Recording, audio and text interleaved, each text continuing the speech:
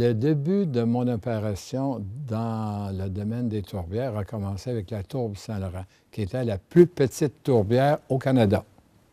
De la plus petite tourbière au Canada, après 15 ans, je suis devenu le plus gros producteur, mais je n'avais pas le contrôle de distribution.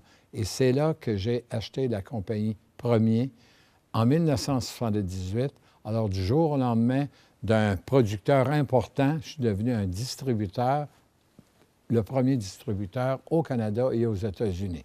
Ça a été une évolution de 1 employé à 2300. En 1968, on retourne loin. Alors, ça a été le premier contrat de recherche qui a été un succès pour Premier, qui a développé un produit.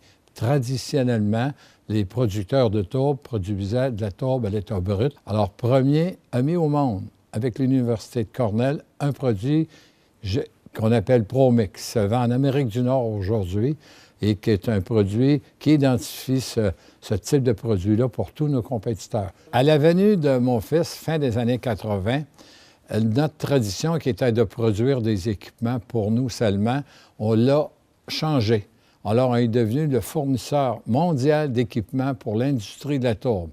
Et à partir de là, on a développé des équipements modernes d'outillage dans l'industrie de la tourbe, tant en Europe qu'en Asie, qu'en Amérique du Nord. On est actuellement, Premier, le principal fournisseur dans l'emballage flexible mondial. Premièrement, savoir bien s'entourer. Maintenant, je pense qu'il faut que je retourne dans le temps. Je pense que l'influence de mon père, qui était un travailleur d'usine, qui ne voulait pas que ses fils, j'ai 6 frères, il nous a envoyés à l'école. Il nous a donné une formation académique. Et c'est cette formation académique-là qui a fait que nous n'avons pas eu peur d'être en contact avec les universités et de développer une façon de faire. Parce qu'il faut retourner 40 ans, 30 ans en arrière, les contacts du monde manufacturier avec le monde universitaire ou le monde scolaire n'étaient pas faciles. De part et d'autre, il y avait une méfiance, surtout au Québec ici. Alors, comme homme d'affaires, entrepreneur, on voulait commercialiser les produits. Le chercheur universitaire voulait chercher souvent pour chercher.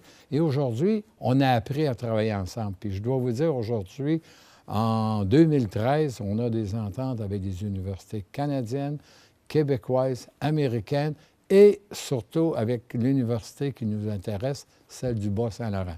Pour valoriser la profession d'entrepreneur, et l'endroit qu'on doit le valoriser aujourd'hui, c'est dans les écoles, c'est dans le monde scolaire. Je pense que le projet de l'université ici est très important parce qu'il faut retourner à la base, dans les écoles.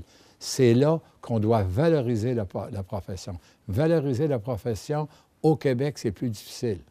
Vous savez, aujourd'hui, selon les statistiques, les entrepreneurs sont en réduction au Québec, puis dans la balance du Canada, il y a une augmentation. Alors, il nous faut actuellement convaincre nos jeunes que cette profession-là peut être valorisée et valorisante. Ma plus grande satisfaction, c'est d'avoir assuré la pérennité de l'entreprise. Un entrepreneur, c'est son grand défi. Il a construit une compagnie. Il veut protéger sa compagnie. Il veut protéger ses enfants. Il veut protéger son entourage. Et pour ça, en région, il faut assurer la pérennité. Et mon grand succès à moi, je suis le plus fier, c'est de l'avoir assuré. Le conseil, de ne pas avoir peur, d'oser. Aujourd'hui, les opportunités sont là. D'avoir une bonne formation académique, premièrement. Deuxièmement, s'il sait oser, s'il n'a pas peur, foncez. Foncez, ils seront l'élite de demain.